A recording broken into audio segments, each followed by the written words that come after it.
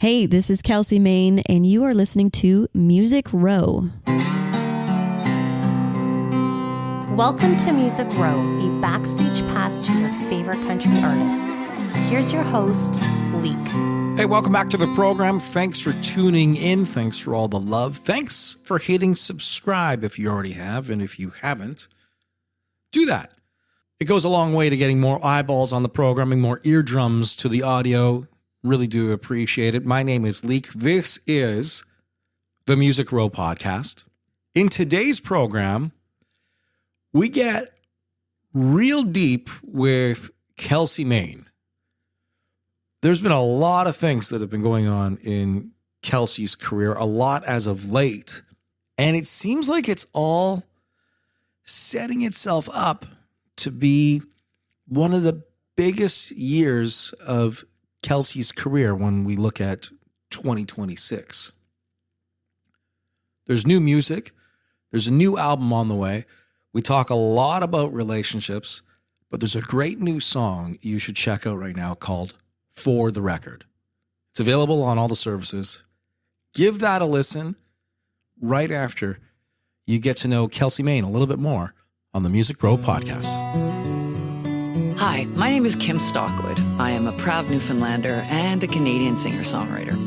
In a landscape where many lack access to health benefits or employee assistance programs, the Unison Fund serves as a lifeline of hope for musicians and music industry professionals facing medical emergencies or mental health challenges. To learn more about Unison and their programs, please visit unisonfund.ca. Hey, this is Kelsi Mayne, and you're listening to Music Row with Leake. Would you say 2025 was the most awesomest year for all the wrong reasons? Actually, no. 2024 was probably my worst year. 2025 is my comeback year, I feel like. So because of 2024, Yeah. you've had the awesomest year of 2025 Yes. Well, yeah, it's starting. It's getting there. Yeah. because the music's really good, Thank you. for the record. See how I did that? So I see what you did there. Now, I say this about any artist who's out there. The worst thing you can do in a relationship is be with an artist. Because at some point, there will be words about you on an album, on a song. Yeah. I think, I don't know, my ex should have really thought long and hard about that before getting into anything with me.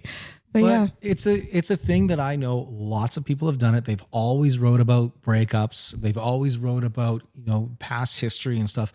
But when you're with somebody today that you know is an artist, not someone who might become an artist in 10 years and they write about a high school crush and all that stuff, someone who you were just with like an hour ago, and they can turn around and put out a song, you got to be on your best behavior when you're with an artist these days. Right? I know. You do. You actually do. But on the other side, I've heard of some people who are like, I need to go on more dates because I need more songs. Because she's turning them around into, this is actually the easiest thing to write about. I just go out and live an experience. I'm kind of detached from it to begin with. Mm-hmm. So she's really using dates for songs in a sense. She's kind of giving a false image, I think, of what her relationship is with these dudes. I wish I had to go searching for things. Oh, you're just bragging because you just get just men are just falling from the sky at you. How you're unbelievable ego, Kelsi. This is one not of the things at all. I hate about you. No. I just, my life in the past year and a half has been like a soap opera, and I can't, I could not make it up if I tried. So I have a lot of things that I can write about now. So. Okay, I'm gonna try and put together kind of the history of it all real quick from what I understand. Okay. And I already know I'm wrong by some things. So one thing that I thought was that you were at the altar and someone didn't show up, and that was wrong. That was a myth, right? That was a myth. Okay, so you weren't standing at the altar. Was the dress already purchased? I did purchase the dress. Okay, so that's like altar adjacent. Close. It was close. Yeah. How close were you to getting married before everything got all broken off? 6 months away. Okay, now you bought that dress really early, so that might be a little bit on you. No, well, you're supposed to. You're supposed to buy, because then you have to do your fittings and alterations and all that. So that's supposed to be like a year in advance. You're supposed to buy it. So I was actually kind of late to the game. But anyways. Thank you for educating me for my next wedding dress. Yeah, there you go. You're welcome. It's quite the process. So wait a minute. Then, so you never wore the dress. Did you get the fitting and could you return it? No, I still have it. Well, that's okay. It's still good. I don't know if I want to wear it again though. Like We haven't. Well, I know, but I don't know if like, because you buy it in mind to be with that person. So I'm like, I don't know if I want like it's like a leftover. I think you should get over that. Just get over it. Because imagine if like I built a house and I'm like, yeah, well, this saw was only for that house. And now we're getting into a new neighborhood. I want to build a new house. Clearly I need new okay, tools. but a wedding dress is like supposed to be like the most, out of all dresses in your life, that is like supposed to be the most important one. Fair to say, but also fair to say I haven't put that much thought into all the dresses in my life. Would you reuse? Drunk? Yes. Would you reuse a ring? If you proposed to someone with a ring, would you reuse that ring if they gave it back? I come to you and I say, Kelsi, you mean the world to me. You are my everything. Will you marry me? And I present you with a ring and you spit in my face and turn around. I close that little ring box and you're saying, would I take that box with the ring inside and present it to somebody else within 24 hours? Yes. At least you're honest. At least. I mean, like, what about like it's a grandmother's ring that gets handed down through generations? I mean that. Well, yeah, you're gonna have to. That was used. Then, well, yeah, that's a special case. But if you picked it out specifically for that person, yeah, no, I'm good within real quick. We could even turn it around. It could be like one of those chapel things where, say, we're in Vegas and maybe someone breaks up in Vegas, like right there that day while I still had a time booked. I'm like, hey, this ring's still working. It's still available. Yeah. If the stars were aligned, if the tequila shots were lined up. Okay, so I got that wrong. So it was 6 months, 6 months before but the wedding invites are out. Almost. I was making them. Is that what it ended things? Yeah. It was the wedding invites. It was the invitations. It was just too much stress. It's a hard thing. I know lots of people who fight, like, and I don't mean like breakup fight, but legitimately fight. Like, why does Uncle Harold need to come to my wedding? He doesn't know how to spell my name. It's with an I, not with a Y. When I called off the wedding, that was like one of the bigger sighs of relief that I didn't have to continue and like figure out the rest of the invite list and make all the invitations and stuff. Like, I was just like, oh, okay. Well, I don't have to do that anymore. That's nice. I got all of a sudden a lot of time on my hands. Well, yeah, I was getting like, I made a lot of room for that. Like I didn't apply to Boots and Hearts that year. And because it was August 9th, which is the same weekend that Boots and Hearts was. But this year, August 9th, I actually did play Boots and Hearts. So that was kind of a bittersweet moment for me. Didn't you kind of start off a little bit at Boots and Hearts with their emerging artist thing like a decade ago? Yeah. Ish? Yeah. It was like 9 years ago. I was in their emerging artist showcase. I've been emerging for 9 years. I think that's a wonderful thing. You're in the emerging lane, right? It's great. Everyone says it takes, like, everyone's like, oh, overnight, but no one actually knows. Like I recently, there was a post about Olivia Dean and everyone's like, oh, she's overnight success and blah, blah, blah. She came out of nowhere. No, she's been at it for longer than I have. Every band who's out there who people assume it's an overnight success, they've been doing it forever. Whether you've been singing in the church or you've been, singing in some sort of choir or karaoke or whatever, you've been working on it. Mm-hmm. And every band who has been working on it for 5-10 years and people say it's an overnight success, they will always say, thank God it wasn't, because overnight would have meant they would have exploded the first major stage that they got because they actually sucked. Yeah. So it's very, very rare that there's an overnight success out there. I remember I put out my first album in 2020, and I was like so proud of it. And I was like, I think like this is the best I can do. I don't know how I can top this. And I showed it to Brienne Deslep from Big Loud. And I remember Senior Vice President, Marketing Promotion. I think she owns it. Yeah. She wrote all the songs for Morgan Wallen. Probably, yeah. And she was like, it's good. It's not great, but it's good. And I was like, oh, I don't know how I can, top this. Like, this is the best I can do. And then I am so glad she gave me that feedback, because she told me, she was like, hey, don't take it personally. The Rec Laws, same thing happened to them. They like name dropper. Just not afraid. No, but she just said, she's like, hey, like they went back to the drawing board and started over from scratch. Like they had a finished product and it just wasn't quite good enough. And then now they came up with all this amazing stuff. And then but I will always remember that conversation, because I'm like, she was totally right. Like I know now that she was completely right. And based on the music that I'm making now. That kind of feedback should be more accepted and maybe even asked for more by artists. Instead, I think they get so inside their heads of, this is my best, and what do you know about anything? Mm-hmm. You've only helped Morgan Wallen sell 9 billion albums now and do gross ticket sales of close to 1 billion. What do you know? I never questioned her knowledge. I was just like, it was just a wake up call. But it's great that I'm saying it's great that people give feedback, and it's tough. Absolutely. It's tough because someone in that position is receiving content nonstop. Mm-hmm. I receive content like you wouldn't believe. It's ridiculous, and I don't even know why I even get it, to be honest. But I've always told teams, you got to give a real answer, not maybe. Yeah. Not it's good. Because the artist or the promotions person, the label or whatever, well, they said it was good and they leave it. They don't come at you with a different angle. They don't come at you with a different approach. It just kind of delays and stalls the whole process.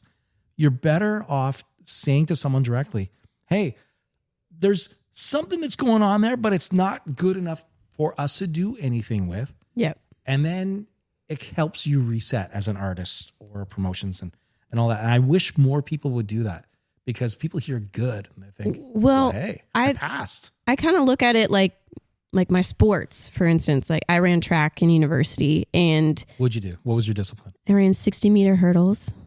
Hurdles. Yeah. But the shortest distance possible indoors. Yeah. 60 meters. It was an 8-second race.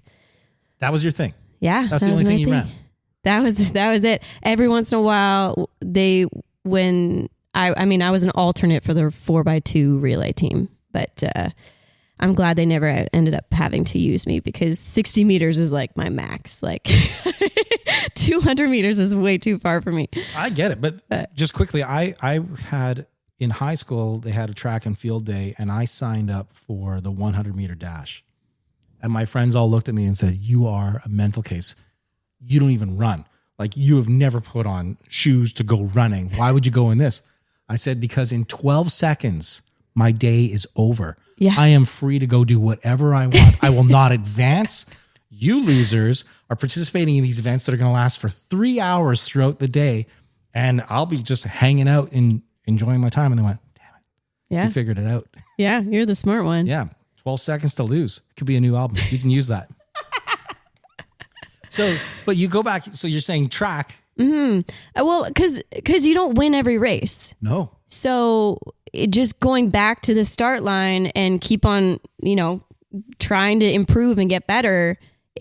There's a very strong correlation there with, I feel like, music and like starting over again and 100%. Trying new things, The discipline to participate in an event where you practice, hundreds of hours every day for that one meet. And for 8 seconds. And you cannot shave a fraction of a second off your best time. Yeah. And to turn around and go back and train again the next day, where most people would just say, screw it. I can't do it. Yeah. And I know employers who appreciate people who are in these disciplines where they keep on showing up, they're dedicated. They want to hire people like that because you just have that kind of work ethic that is vastly different. So because of that, it's probably helping out with the music. Absolutely. I still wear my championship ring every single day because it's like that constant reminder of like the things that we were able to accomplish. Because in my first year, I was pretty shitty and I wasn't recruited. I had to earn my spot on the team. So you're a walk-on. I had to audition. I had to race and like earn all of the team standard, travel standard, all of things. And then once I was on the team, I had these horrible shin splints for my first 3 years, and I was ready to give up. I was ready to give up after my first year, but it was my teammates that were around me because it was track practice was like hanging out with your friends every day. It was like allotted time out of your whole schedule that everyone just hangs out and you get to work at it at the same time. So it's an alternate gang. Yeah, exactly. So it became more of like a social thing for me. And then, so after my first year, almost gave up, but my friends convinced me to stay in it. By my last year, my 5th year, I was voted team co-captain with my best friend from high school. And, cause she was an amazing sprinter. And then, we won the provincial title, the national title, and I got a bronze medal in my individual race, which I never would have possibly imagined in my wildest So your final dreams. race, this is it. You're walking off the field the last time after this thing, and you walked away with a medal. That's pretty awesome. Yeah. Yeah. So in like third in Canada, I would have never thought in my first year that I would ever get on the podium. But so now songwriting, you are dedicating time then to write songs kind of in the same fashion where you had to go out and practice and train and do all that. Yeah.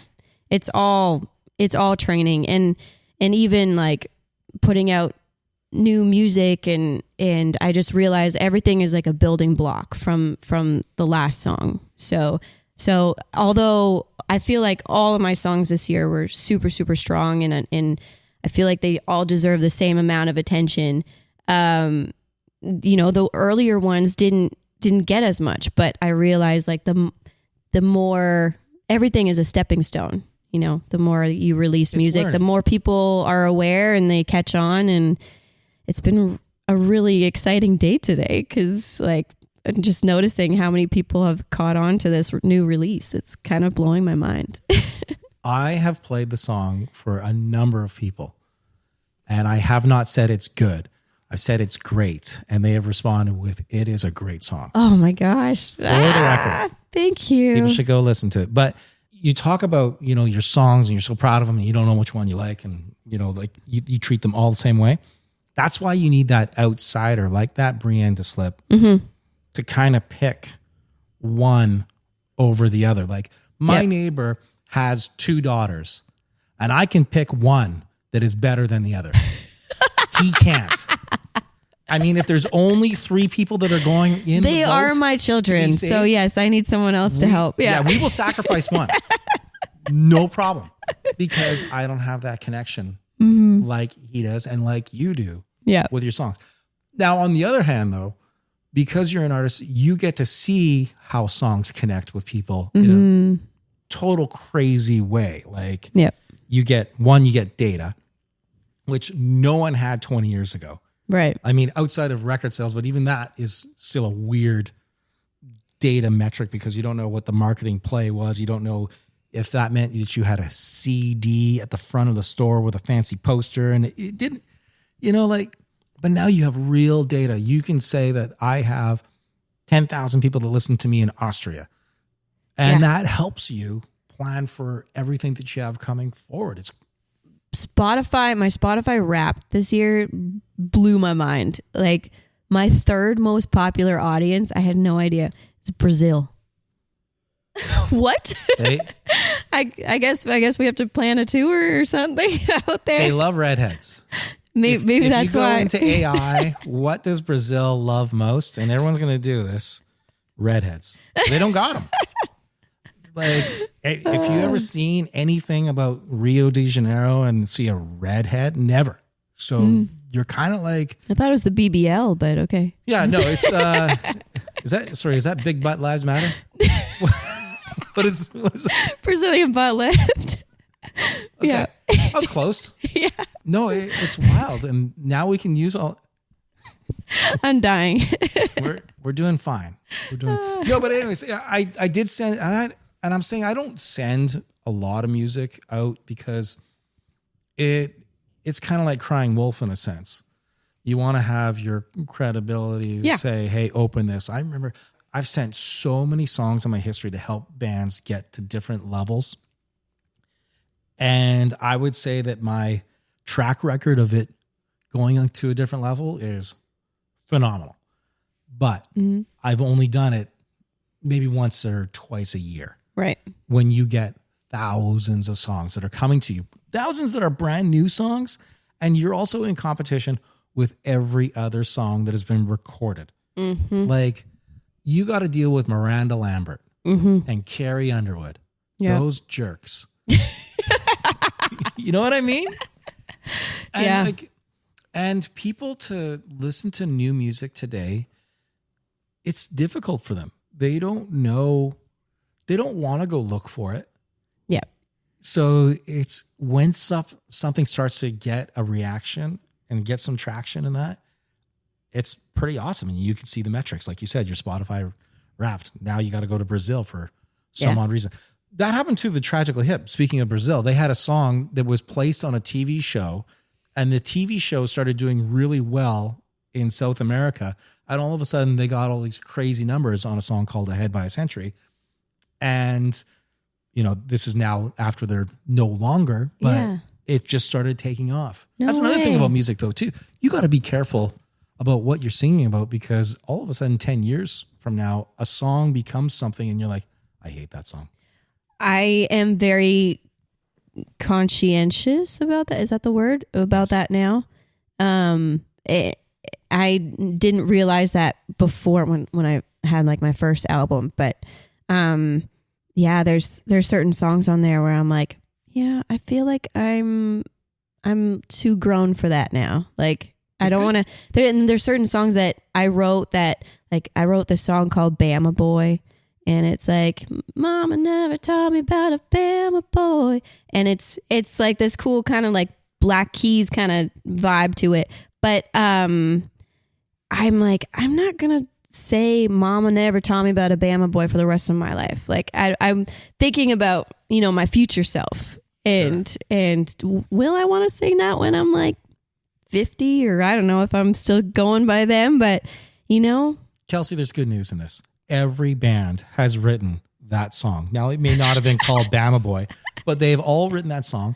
And some of them have become, you know, gigantic songs that they now have to play. Yeah. Or are fighting with themselves whether or not they should be playing them, 20, 25 years later. So, yeah, it's a real thing that people gotta consider. But we got to go back to the timestamp. So you end up doing this thing where the wedding is now called off, but then there was like traumatic things on top of that that also happened, where there was death that happened, family members, friends, and stuff like that, and all within in a matter of like a month. Yeah, it was like I left. So I released my wedding song, which was called Surrender, and were you planning on playing it during your wedding? Yeah, and I wrote it like for him, with that in mind someday. It took him like 6 more years after that to propose. But anyways, who's counting? But, and then released that. And then I got a message from another woman, because I put that out with our engagement announcement. And so she saw the two and she's like, I didn't know you existed. I'm sorry. So, oh wait, he was with somebody. There was a digital relationship. So it wasn't anything, to my understanding, and now from what I've been told. Never heard that expression. What I've been told, it wasn't anything physical, but like it was an ongoing relationship online with each other for the entire time I was with him for 10 years. Well, I've never heard of that before. It's a thing. Like social media just makes it so easy and tempting. And then there you get that little hit of dopamine, and then you get addicted to like, okay, I can get attention from here anytime I want it, you know? And so and then when I was like busy on the road or, you know, out of town and in Nashville, not feeding that dopamine habit. Yeah. Yeah. So he was, I think, needing that and searching for that elsewhere. But well, I guess so. I'm kind of like the complete opposite of that. And I know that there's a lot of people, like my phone rings and I go, it's not for me. Like no one else's phone in the room. It is clearly my phone. I will not pick it up. It's like, it's not for me. That's why you never answer your phone calls from us. It's just, and I always say, look, if they really need to talk, they'll call back. Yeah. Right. But I guess, there's people that you get attracted to something. I guess it's kind of like, obviously there was a thing that affected your relationship with this person, but he probably knew that he was in a weird kind of fantasy relationship that kind of had no real people to it. No, exactly. And like I think he's still kicking himself, but I know when it first happened and I found out that he was like, man, like that meant nothing to me. Like it was just like, he's like, I don't even know why I did it, but he's like, I lost the most important thing over nothing. And it's like, yeah, you did. Like, but hang on, how did this chick know who you were? So this is someone that you knew. So because he posted, I made him a collaborator. And he had never posted about me before on his Instagram in our entire time together. And so he portrayed this very, you know, I don't know, enticing bachelor kind of lifestyle. He had pictures of his sports and the dogs and trips and stuff like that, but nothing of any other woman. So the one time he does. And then it's our engagement announcement, and she was like, what? Like she was just shocked after that. So yeah. And then I'm so grateful that she did, because it's just something I'm like, and then people are like, well, it was just digital. It wasn't physical. But I'm like, that doesn't make a difference to me, because I'm like, I didn't do that. Like I could have been messaging other guys or whatever, but like, I wouldn't see it. I'm not, but I'm like, if I'm not doing that, I don't want my partner to be doing that. And like so I'm just like, I'm not putting up with it. So, yeah. And then on top of it, it was, he didn't admit to it. Like he denied it until he couldn't deny it anymore. And that's another thing that I'm like, what if he would have come out to me and like told me, you know, I have to tell you something. I have this issue. I would love your support and I need to work through this. I want to get better or whatever. And if you could help me to get better, that would be great, or something like that. If he said something to that effect, then maybe I would have stayed with him, and like helped him, I don't know, get over his tendencies or whatever. That's still weird. I mean, I get it. Like, you want to because you like the person and, you know, but it's still weird. Here's the best news. You caught it. It happened when it did, because you didn't get married. Oh yeah. You didn't have that event. It was like it was like the perfect timing. If you know, I wouldn't have wanted it to begin with, but no one signs up for it. Yeah, but if I'm very grateful for the timing of finding out when I did, and also what's also weird about that is that song that I released for that made me discover it all. That's the song that I put out originally on my album years ago. And then I just wanted to re-record it for some reason. Like I just always envisioned it to have strings on it. And so I re-recorded it and put out a string version for like a wedding version. And then, but of all the songs in the album to re-record, that was the one. And then that's what made me find out. I don't know. It's just kind of like, it's all coincidence, but it's also very odd. So that happens. And I think there's a part too where people are in that spot, and maybe this is the reason why they hang on to being with somebody. They're afraid of being humiliated. They find it humiliating to themselves. So you've had it. Now you got to explain to people, but then tragedy happens with your families and your friends. Well, yeah. So quickly. This is the first time that I'm really like opening up about it in the first place. But if you don't want to, I'm not a therapist by any means. No. I mean, kind of. It took me a while. I didn't want to share it because I wanted it to be on his terms. Okay. And then, but now that some time has passed, I'm like, you know what? It's my story too.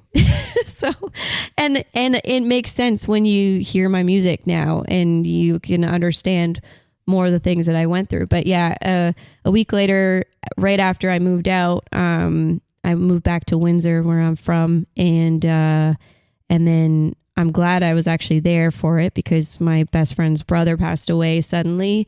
And then a week after that, my grandmother also passed away. So at least I was already in town for all of that. And I'm grateful to have been in that situation where I just popped over as soon as I heard all the news and was able to be around my loved ones and stuff. But a sad distraction.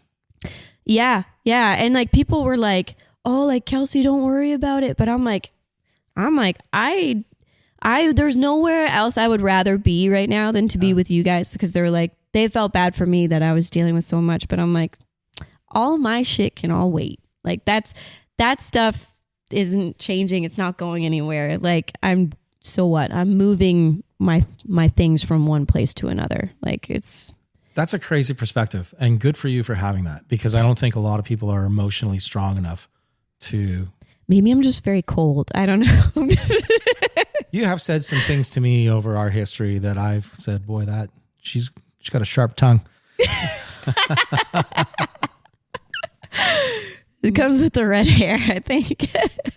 So how long was it from that period where you kind of had to turn it around and go, okay, we can't mourn forever? You know, because you mourn loss of relationships. Obviously, you mourn loss of, family that have passed, and that you can mourn job loss. You can mourn a pet.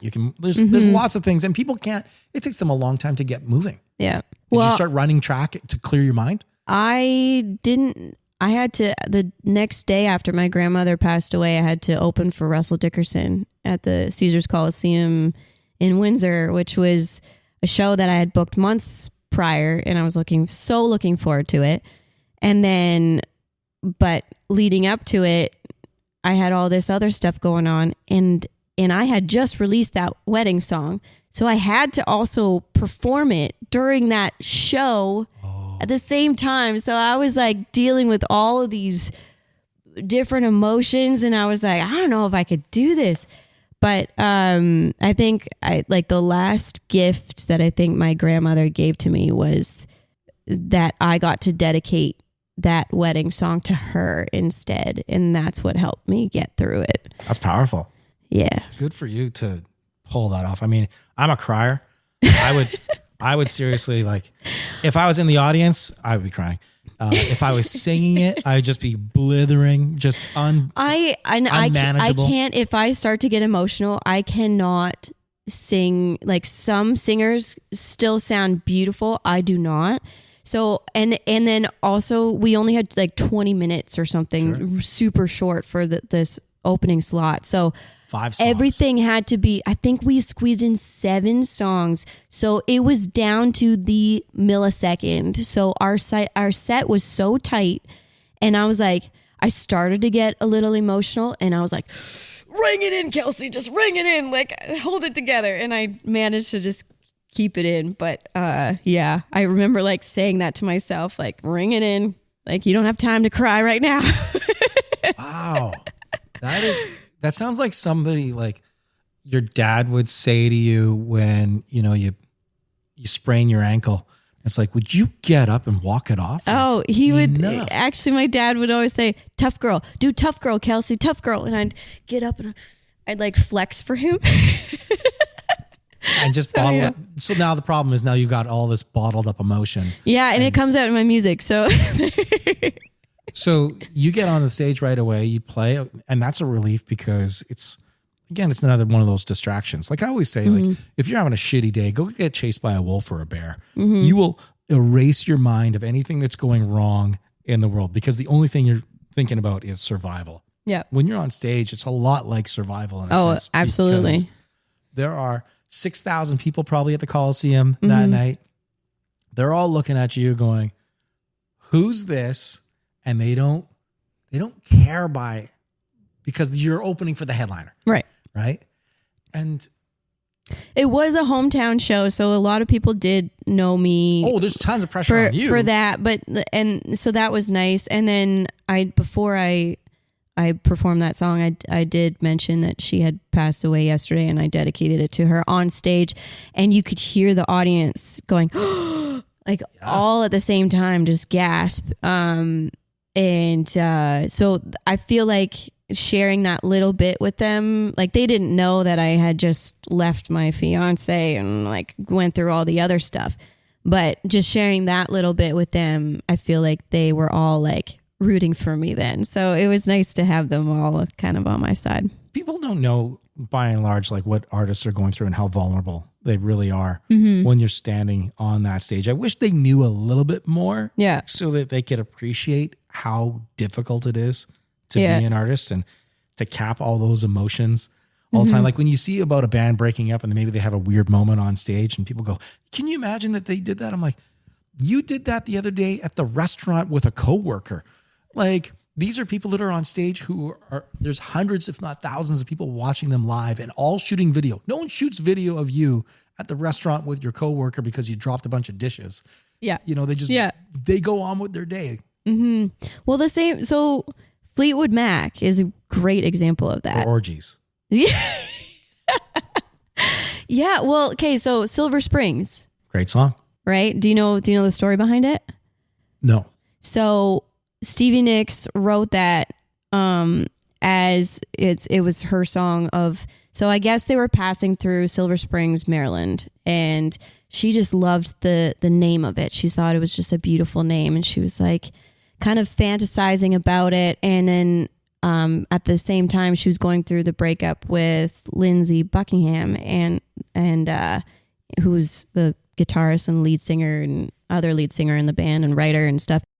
So she wrote this song called Silver Springs about what could have been with her and Lindsey if they worked out. And like she wanted it to work out. But so that's the soundbite that's going viral right now. Time casts a spell on you, but you wouldn't let me.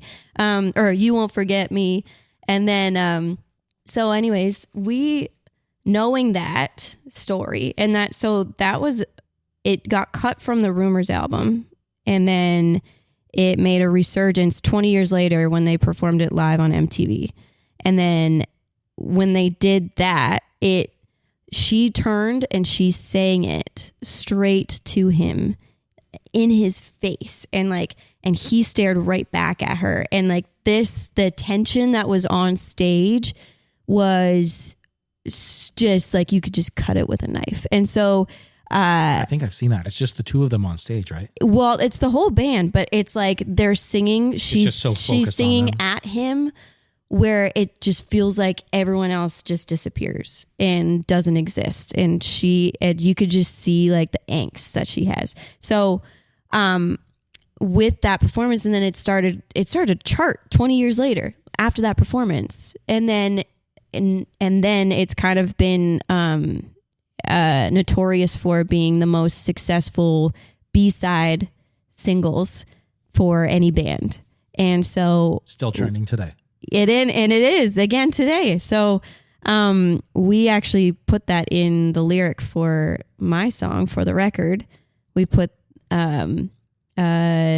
B-side spinning on repeat and turning tables on my feelings. How the needle stings, a deeper cut than silver springs. And then that's the meaning behind our lyric there. What's the lyric 33 on 45? So that is the speed and the so when you, it's the speed of playing a single or an LP on yes. a record player. So 45 you play for a single, right? Or a 45 as they would release it, right? But if you spin it at 33 on a 45, 33 on 45, then it's faster, right?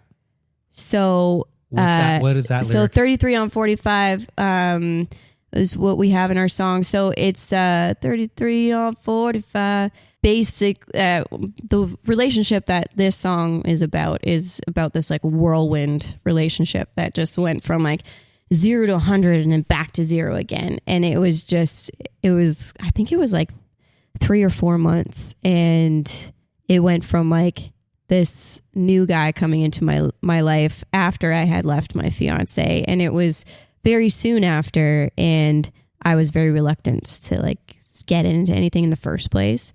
But he was just so persistent and like so charming, and then so like the opposite of my ex. And then he had convinced me that it was like just fate and the perfect time for us two to meet. And so I started to fall for him, and then I fell really hard for him really fast. And then shit kind of hit the fan, found out that he was like a very severe alcoholic. And then I was like trying to help him through that. And it was just like this whirlwind thing. He was still dealing with his ex-wife and then like all this stuff. And eventually, after I did everything that I could to possibly help that man, we decided that, you know, you can't pour from an empty cup, and that I felt like everything that I was doing to help him was enabling him. So I just had to take a step back, and we went on a break under the understanding that he would get sober on that break. And then, cause I just felt like he needed to do that for himself and not for me. And then, so he got sober on the break. And then once he got sober, he said he would like reach out to me. And then, he never reached out to me. He ended up finding someone new, and he's also already married to that person. So, and this episode of therapy on the Music Row podcast. I told you, my life is Kelsi a Mayne. soap opera. I can't make this shit up if I tried. Well, but here's something about relationships that I believe to be true. If you don't look for a relationship, I think you will find it. I wasn't looking. I didn't want it. I think if you chase a relationship, it won't work. Mm-hmm. I have a friend who I find, she's attractive, she's very intelligent, and she chased relationships. Mm. And it just never landed. Yeah. Never landed. And I said to her, I think you're kind of trying too hard. Just chill out for a bit, because you have a lot to offer. I mean, I wasn't trying. I didn't want anything, because everyone told me like, Kelsi, you got to wait a year. You got to wait. And I wanted to. I was just like, yeah, like you're totally right. Like I need to take time to kind of process whatever happened, because I never really got that chance when I had to like perform the next day and stuff like that. Like it just all kind of. Well, crazy world though, because that happened quickly. And if it wasn't for that, we wouldn't have On the Record. Yeah, we wouldn't have For the Record. We wouldn't have Georgia Off My Mind. I probably wouldn't have had Breaking Bad. Like I got so many songs from these relationships. So I'm like, okay. Well, happy holidays, everybody. Breaking Bad is a positive one though. It's one. It's like she might have got there first, but I'm gonna make it last. Last being like the duration, like, and also last place. It's like the one time that you want to be in last place. Let me ask you, there's a lot of debate right now about AI. Are you using AI to help with your songs in any way? Because I was talking with an artist, and I'm going to release this clip. The podcast is already out, where he was saying that working with Nashville writers, they're such a machine. They're kind of ready to go. You go in for an hour and you can turn things around. And he was saying that AI is going to mess with their business more than anyone else. And I kind of thought like, okay, what about like a Kelsi Mayne?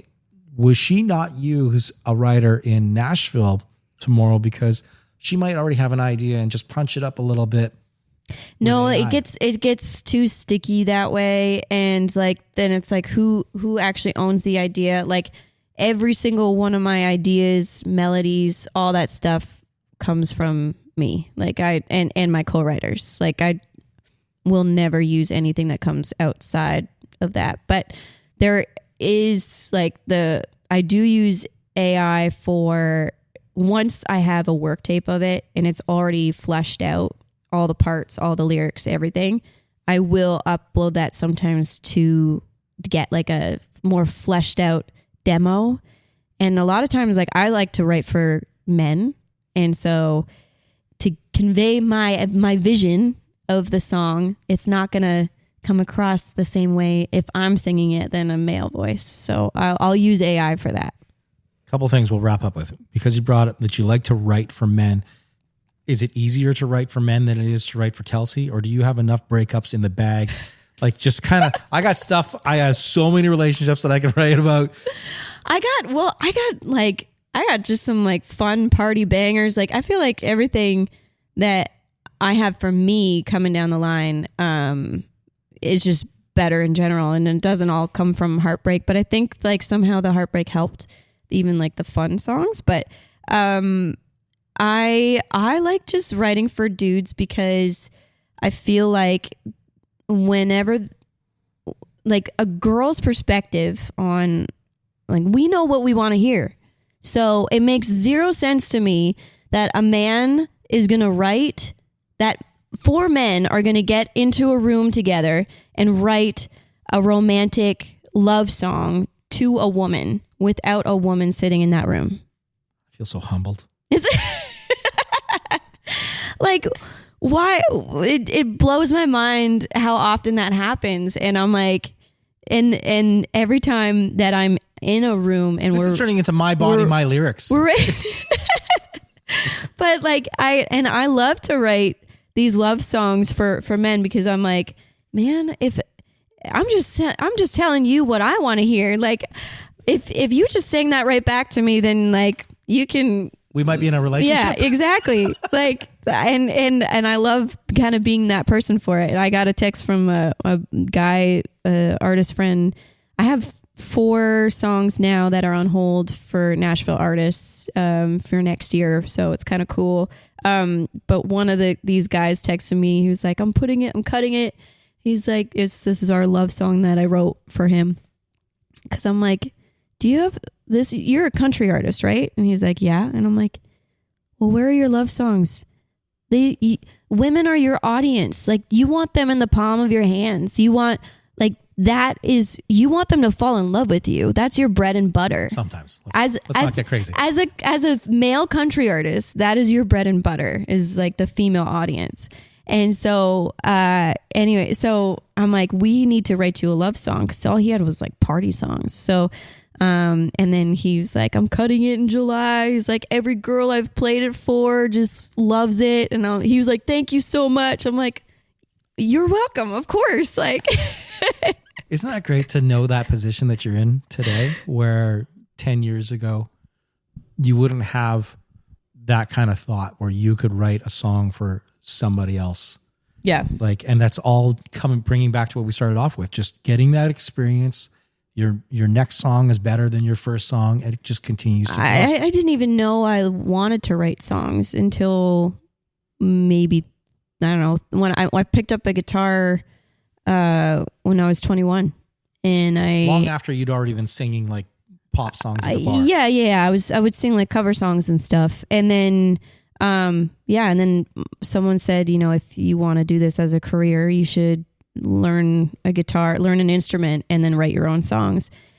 And so I took his advice and I picked up a guitar, and then I started writing my own songs, and then it just became this like thing. I'm like, wow, I love this. And I didn't know that I did. So it was really cool. And then, cause like I hated writing like short stories and stuff like that. Like that's not for me, but put it to music, then I'm game. 2026, Kelsi Mayne. There's going to be a new EP for you. I think it's going to be, I have a lot of songs I'm sitting on. I think it's going to be at least 12 songs. You've had that many breakups. I'm teasing you. What is the timeline for that?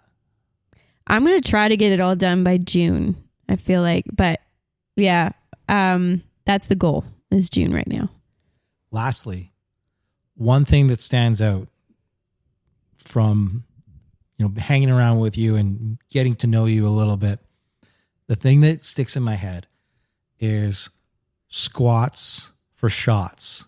Squats and shots. I remember you did that backstage, and I had never heard it before. And I brought it up, like, I'm not kidding, probably like in the past 6 months, I brought it up to somebody and they said, that's a great idea. And I said, how is that a great idea, doing squats and shots? Like, how much do you really need to drink?